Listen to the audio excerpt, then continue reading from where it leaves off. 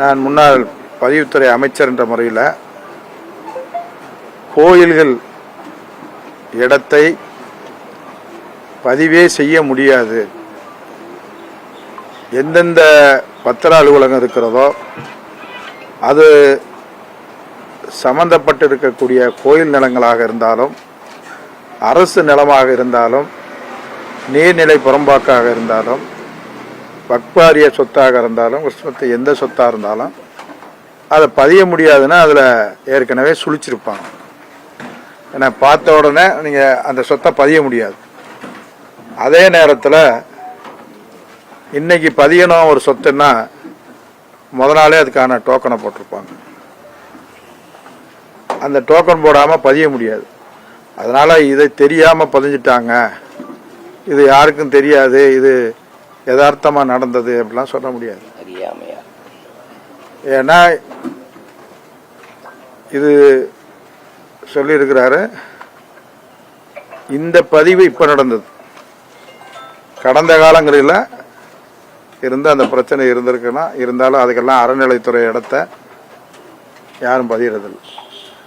குறிப்பாக சொல்லணும்னீங்கன்னா திருப்பரங்குன்றம் கோயிலுக்கு முன்னுக்கு இருக்கிற அந்த கிராமமே 50 ஆண்டு காலம் 60 ஆண்டு காலம் வரி கட்டி வீட்டு வசதிக்கிட்டு இருந்திருக்காங்க. ஆனால் ஒரு 5 ஆண்டு காலத்திற்கு முன்னதாக அந்த இடங்கள்லாம் இன்றைக்கு கோயிலுக்கு சொந்தமானதுன்னு அந்த கோயிலோட இணைச்சி அந்த இது பண்ணியிருக்காங்க. இப்போ யாரும் அதை அனுபவிச்சுட்டு இருக்காங்களே ஒழிய அது கோயில் பேரில் இருக்கிறத இவங்க பேரில் மாற்ற முடியாது. இதுதான் பதிவுத்துறையினுடைய இது. பதிவுத்துறையில் இன்றைக்கு அந்த எஸ்ஆரில் அதுக்கு மேலே டிஆர் இருக்கார், டிஐஜி இருக்கார், ஏஐஜி இருக்காங்க, ஏஜிக்கு மேலே எல்லாமே ஒரு மாவட்டத்தில் எல்லா அலுவலகம் இருக்கிறாங்க. இங்கேயே பொறுத்தளவு அன்னைக்குன்னு அவர் லீவ் போடுறாரு. அதுக்கு முன்னுக்க 2 பதிவாளர் 2 பேர் போட்டதை 2 பேரும் பதியலை. அதுக்கு முன்னுக்க இவரை போட்டு பதிஞ்சிருக்கிறாங்க. அதுக்காக எல்லா ஆய்வும் மேற்கொண்டிருக்கிறாங்க. பழனி கோயில்ல இதுக்கு முன்னால திமுக ஆட்சி இருந்த போது இதே இடத்த பதியறதுக்கு ஏதாவது முயற்சி தடுக்கப்பட்டதா?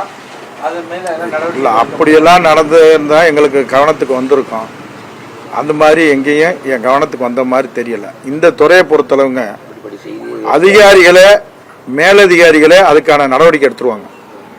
இப்போ நீங்கள் தப்பு செஞ்சுருக்கிறாங்க ஒருத்தர் சொன்னார்னா அது எந்த லெவலில் பண்ணாலும் அதை உடனே அதுக்கு உயர் அதிகாரி இருக்கிறாங்க.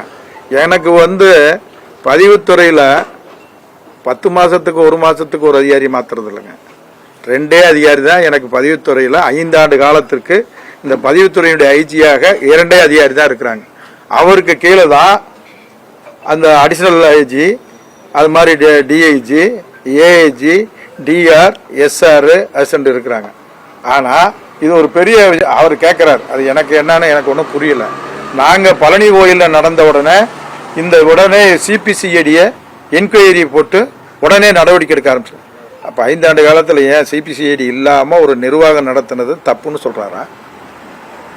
இல்லை, தேவைப்பட்டால் தானே சொல்லுவாங்க. அது அந்தந்த அதிகாரிகளே எடுத்திருப்பாங்க. லஞ்ச ஒழிப்புத்துறையும் போய் யார் தப்பு பண்ணாங்களோ அவங்கள நடவடிக்கை எடுத்திருக்காங்க.